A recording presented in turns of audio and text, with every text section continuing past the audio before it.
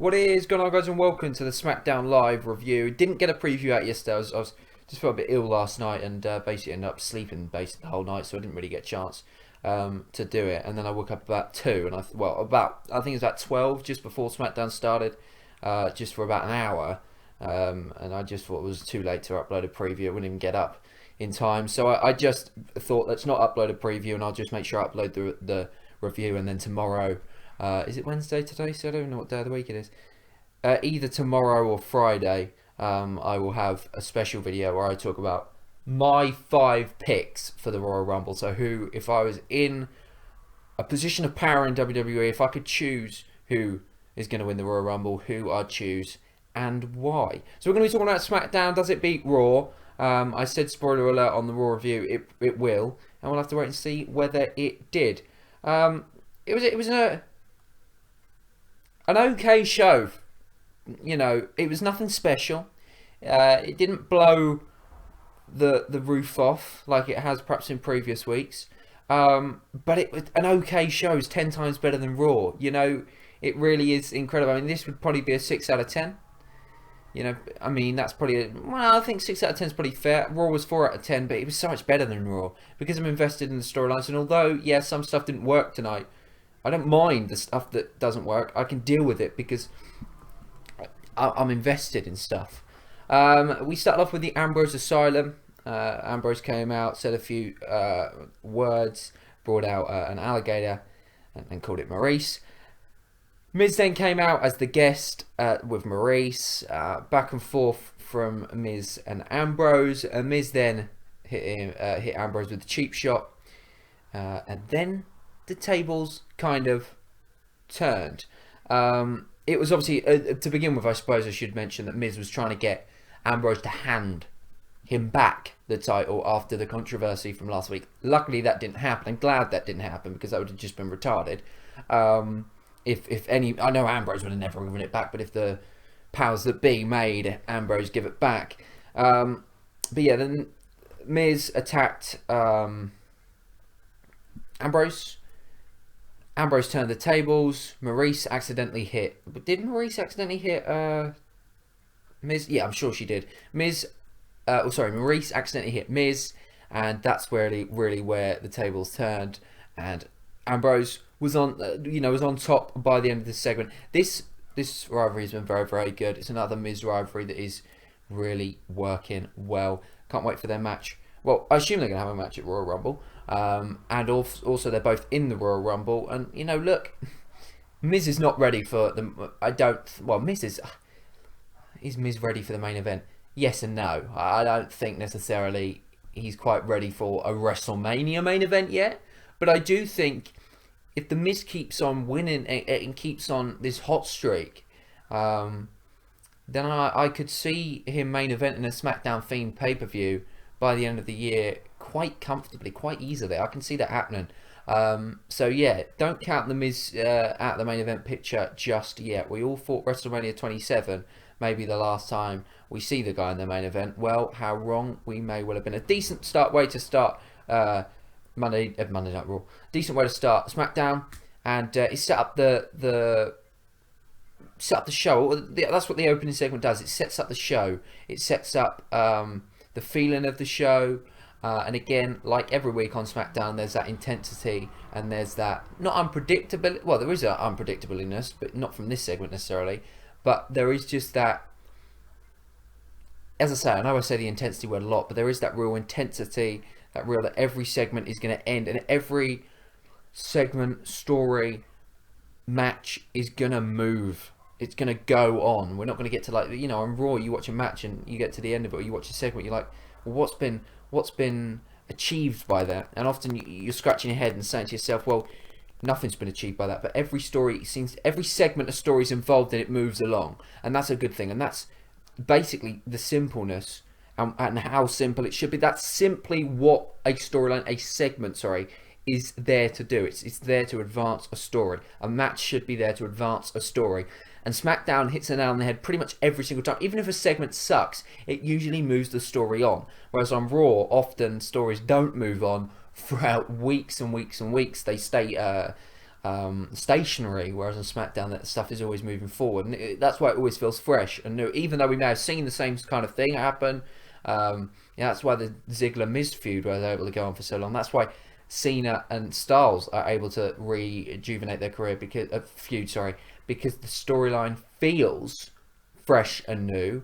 Their match feels fresh and new, even though it isn't, if you see what I'm saying. And that's because the storyline moves on. So yeah. We then got Natalya versus Nikki Bella, which was a match that never ever happened. Natalya attacked Nikki Bella backstage before she was entering into the ring. Natalya then came out. Nikki Bella then came out. As she looks like she's about to go in the ring to get ready for the match, she jumps in the ring, spears Natalya. It was a beautiful spear, really was a good spear. And then there was a brawl that ensued, and it was, I'm going to put it down now, the best women's division brawl we've seen since the women's revolution. I honestly think that since the rebranding of the women's, well, let's just say since the brand split, this has been the best brawl. The I've got to stop saying the word intensity, but again, that intensity was there, and that brutalness and that slyness from Natalya. They've got a reason to fight, whether you agree with it. And some saying this feud was bitchy and total diva-esque, but here comes the real side. Here comes the brutalness from this. I'm trying to avoid saying the intensity. Here comes that real violent aggression that this feud needed, and we got that on SmackDown. And this was a segment that really worked. And yeah, Natalya got the upper hand in the end, putting Nikki Bella on the sharpshooter. The referees couldn't stop him. I thought this really was a very good segment, to say the least. I think it was a better option than the simple match, and it creates more of a story, more of a reason for these two to fight when they eventually do square off in the ring. I'm more invested. I want to see their match more now after this week than I would have done, if you see what I'm saying. So I think it was a good move to get that violence into this feud that it had been lacking before they have their blow-off match, before they have their match that may cap off the feud, or may not cap off the feud. We don't know as of yet. It could be a multi-match feud. Ziggler then faced Kalisto. Interesting option. I honestly thought Ziggler would win. You know, I thought this was the time where Ziggler was going to win, and after last week him turning heel, this was it for him. But again, interestingly enough, he loses. The match was decent, but obviously the aftermath was what we were all going to be talking about. Ziggler got rolled up by Kalisto. Nice for Kalisto to get a win.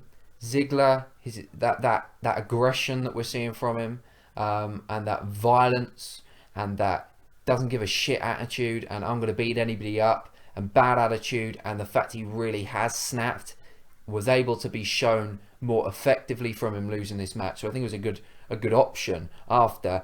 And it, again, goes back to something I said last week. I trust SmackDown, and I trust the writers and what they're doing. Although, you know, I would have probably booked Ziggler to win this match. Actually, what they did in the end was a lot better than my scenario. And in the end, Cruz then came out and attacked Dolph Ziggler. But in the end, Ziggler, with a chair, absolutely brutalized, victimized, I've gone into Paul Heyman. He destroyed Kalisto and Apollo Crews. Now, they're both going to be after Dolph Ziggler. Who gets involved here and teams with Ziggler, I have no idea. Baron Corbin, but that's not really going to work. Or whether Ziggler's now going to have to accept the fact that he's gone after two people, so he has got a lot of people coming after him, and that might be his downfall. But I do believe that this is the Ziggler we want to see. Look, the crowd were chanting, yes, yes, yes. That shows you that they really do want to see this. They want to see this side of Ziggler. You know, they're cheering Ziggler now more than they were when he was a face as of recently. And that is a big sign that the move that WWE made to give him this new attitude, this new character, and to develop his character was a good one. And note on the Natalya and Nikki Bella thing, the crowd were chanting, let them fight. That shows that the crowd wanted to see this match. They want to see this feud. They like the added aggression, and that WWE and SmackDown Live made the right move with this segment on SmackDown. We then saw American Alpha versus the Wyatt family. the match was very good, and I think these are going to put on. I think they can do even better than this. I really do. But again, the talking points, the aftermath, and American Alpha regained, and this one was. This is what I like about SmackDown. I cannot tell who's going to win matches. It's impossible to predict, and that's really, really good because it does give you that unpredictableness that I think Raw's lacking. Now, American Alpha retained. I'm happy they retained because, you know, having a title for a week or a couple of weeks I don't think is good. I think them retaining is a good thing. I don't necessarily think the Wyatt family need the tag team championships in their current state in the storyline that's currently going on with them within the Wyatt family. I think this is the better option. And yeah, I think the fact that it was a scrappy ending, the fact that there was miscommunication from Orton and Harper, and that they both basically cost the Wyatt family the match, again, it's something that I'm invested in, and I think that's a fantastic way to put the thing. They're booking this superbly. This could be amazing. This could be incredible. The Wyatt family not breaking up, but just you're seeing that season of, I don't know whether they're going to break up. You know, hell, at one point I thought that Luke Harper and Randy Orton were going to turn on Bray Wyatt, and this was all some elaborate plan. I mean, Wyatt's losing control of his family for the first time in a long time. He's losing control. He's losing that ability to control them. And that's one of the big things about Bray Wyatt, is that he can control his disciples. He can control his family members. And at the moment, he can't. He can't control Luke Harper and Randy Orton. They are their own people, and they are uncontrollable. And it's going to happen where Orton or Harper snap on one another. We saw it kind of happen. You know, what the hell's Wyatt going to say? The fact that Harper ended up hitting Bray Wyatt. Wyatt's not going to be happy with that. I mean, I don't even know where this is going to go, but it's an awesome, awesome thing. And if we finally get an Orton Harper feud, or even a Harper Bray Wyatt feud, that will be a fantastic payoff. It really, really will. And if the Wyatt family comes back stronger than ever, it will make them stronger than ever. It will make them look like something that's unbeatable. Because even in their time of dire needs, when it all looked like it was all going to crumble, they still reigned supreme. They still came together strong. Great segment, great match, very, very good from SmackDown. So it was a decent show. We then saw one of the weirdest things I think I've ever seen. Carmella with James Ellsworth. I'm not liking the pair. I think Carmella's done a very good job since she's come up. A lot of people are critical of her, saying she's come up too early. I think she's done a very, very good job. I think she's developing into a heel that, you know, could really challenge for that championship, the women's championship, in a little bit. You know, in a couple of months' time, if it gets off Alexa Bliss and goes to a face. That's the only thing with SmackDown's division. Well, I suppose you've got Nikki Bella, and I suppose you've got Naomi. I was going to say there's not really a big face other than Becky Lynch, but I suppose there is when I think about it. So yeah, you know, there's options for Carmella. I don't know what the name of the person she was facing was, but she couldn't run. She looked, and it was just bizarre. She's by far the slowest person I've ever seen in my life. Now, I've met some slow people. I mean, they walk at like the pace of a snail, but she was so slow. This was terrible. I didn't want to talk about it. It was terrible. SmackDown proved that they can still cock up segments. This was just, honestly, it was embarrassing. I didn't know what I was watching. So yeah, let's hope we never see whoever the fuck that was ever again in the WWE ring. But Carmella did get the win. I don't like her being with James Ellsworth. From a simple fact of Ellsworth, he has run its course, really. I think they've done everything they can with him. And yeah, I think he now needs to scoot off basically into the sunset. But that's just me personally. I you know, Ellsworth worked for Ambrose and Styles for a long time. He then got a little bit too much, and he kind of outstayed his welcome in that rivalry. But then they eventually took him out a little bit too late for my liking. He then came with Carmella, and right from the start it was bizarre, and it's still bizarre. And it's still not working. So I think, yeah, just break him up. We then saw the main event, which I was looking forward to this, but it was okay. And you know, it was okay. It was decent. It was decent. But I expected a little bit more. Yeah, it just felt a little bit. It fell a little bit flat. I was a little bit gutted that Corbin lost, but I can't deny he looked strong. You know, Cena made him look strong. I would have liked Corbin to have not necessarily won the match, but you know, maybe Styles to have interfered.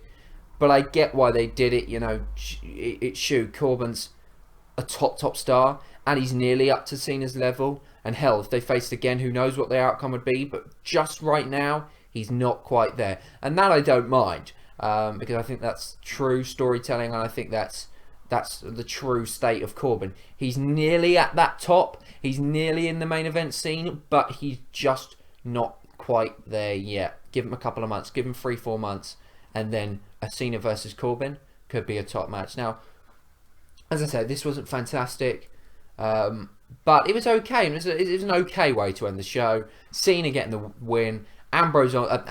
Styles on top of the announce table, holding up the WWE title. Corbin looking strong in defeat. Cena standing tall, face to face with AJ Styles. The Royal Rumble match, Cena versus Styles. It's gonna be good. So yeah, decent show from SmackDown. I'm gonna give it a 6.5 out of 10. I've put it up 0.5 after going through everything that happened because I felt like it was a little bit harsh to give it a 6. Wasn't the greatest SmackDown, but it wasn't too bad to say the least. So yeah, a very decent show from SmackDown, and it continues. It hasn't had a bad show. I can't remember the last bad SmackDown. I don't even know whether it's had a bad show. I mean, it is tough to think of a bad SmackDown. If you think of a bad Raw, you basically think of it every week, or at least every other week, there's a bad Raw. So I think that's a really, really good thing. So yeah, next week we have... They did announce a couple of things, and they've completely slipped my mind. We'll probably get Cruz, Ziggler. We'll probably get Nikki Bella, Natalia. We'll probs get maybe Ambrose, Miz. But that's the one thing we will get. I completely forgot about it. Becky Lynch versus Alexa Bliss inside a steel cage. So that's going to be the big thing that we're going to get next week. Now, I don't know why they try and fog us off. Oh, you know, there's going to be no interferences because you're going to be inside a steel cage. I would understand that if it was Hell in a Cell, and as Chris Jericho and Kevin Owens shoot, that's not even true in itself. There could still be an interference because someone could just climb into the cage. I mean, are we supposed to believe that there's not going to be an interference? I mean, come on, Daniel Bryan, who do you think I am? But yeah, looking forward to that. I really do want to find out who the fuck is under that mask. I think it's Mickie James, but it is starting to piss me off. But I'm looking forward to that match next week. I think it may well be the first ever women's steel cage match. I don't know, but I would have thought so. If I'm wrong there, that could be ridiculously embarrassing. But look, I haven't been a wrestling fan for years and years and years. I mean, I've been a wrestling fan for a lot of years, but not you know, I'm not back to prehistoric times where the dinosaurs were here. I'm sorry. I'll give it a quick Google first. If I just put first steel, I've already put steel cage, steel cage women's match, and let's just have a look and see whether it is. It'll come up with a news story. Daniel Bryan announces that it's the first ever steel cage women's match that puts Alexa Bliss, the champion, versus. So we'll have to wait. Yeah, it is the first. Well, it doesn't really say that. Let's have a look at news.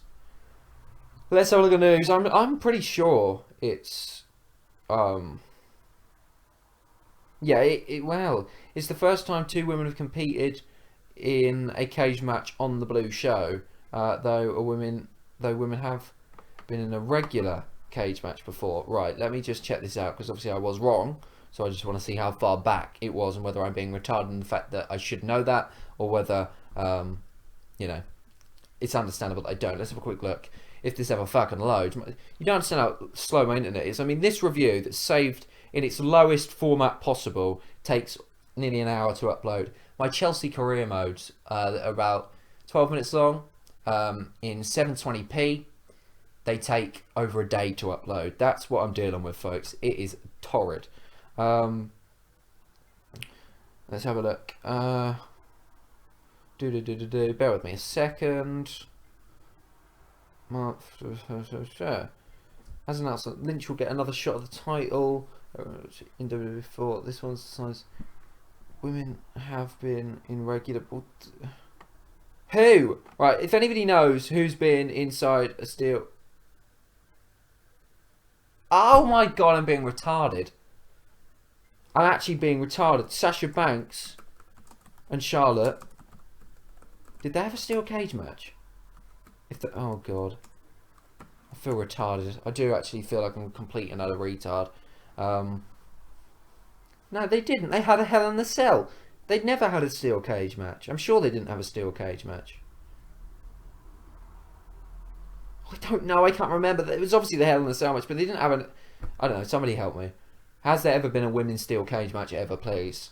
Excluding obviously the Hell in a Cell, because I don't cast that as a cage match because it's different. But somebody help me. Somebody put me out of my misery. You know, I'm probably being retarded. There probably has been one. But anyway, let's have a look at this. Apparently another name was added on Talking Smack to the Royal Rumble, and it looks as if its name is Dolph Ziggler. So Dolph Ziggler is entering the Royal Rumble match. And also Rich Swann will face Neville at the Royal Rumble for the Universal title. No, scraps that. The Cruiserweight Championship, of course. So yeah, that's that. SmackDown Live review is completed. 11th, not the 11th. I feel like I said the 11th. The 10th of January edition of SmackDown Live is in the books, and we move on to next week. But for you guys, we've still got one video left this week. Who do I think's going to win the Rumble? We'll have to wait and see. So if you're going to, participate in the video, get your 5 ready, because it should be a good video. And we'll be back on Monday for a preview for Raw, barring I don't die. And then hopefully we'll get a preview. Did I say a review on Monday? I meant preview. And then we'll get a preview to SmackDown next week, and we'll be back to normal. So it's been 2 weeks into 2017, and I have had reviews for both Raw and SmackDown for both weeks. For me, that's incredible. Let's continue this run at least until WrestleMania. Thanks for watching. I'll see you next time. Goodbye.